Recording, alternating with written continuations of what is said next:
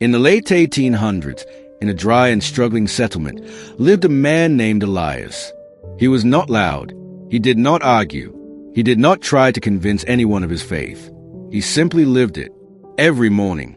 Before the town stirred, Elias knelt beside his bed and prayed, not because life was easy, but because it wasn't.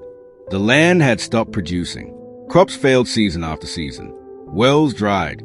Hunger crept into every home. Most people blamed the land. Others blamed God. Elias blamed no one. He continued to pray, not just for himself, but for the village that mocked him behind his back. They called him foolish, weak, delusional. Prayer won't grow crops, they said.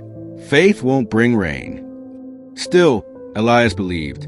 At the center of the village stood an old well, dry for years, abandoned, forgotten.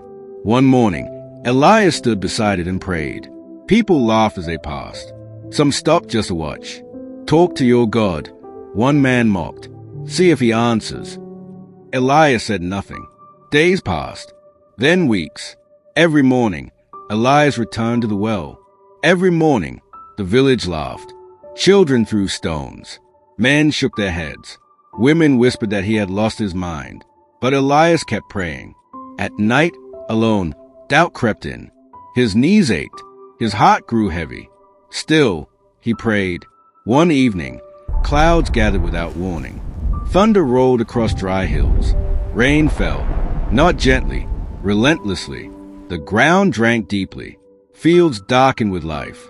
By morning, the village rushed outside in disbelief. But the miracle did not stop there. Water rose in the old well. Slowly, quietly, someone shouted. The crowd gathered. The same well they mocked now overflowed. Silence fell. No one laughed. People wept. Families filled buckets. Children drank. Crops were planted again. They looked for Elias. He stood apart, tears on his face. Not proud, not triumphant, just grateful. The village never mocked his faith again. And long after the rain stopped, one lesson remained. Faith does not need approval. It does not need applause. It only needs obedience. Because sometimes the miracle comes after the mocking.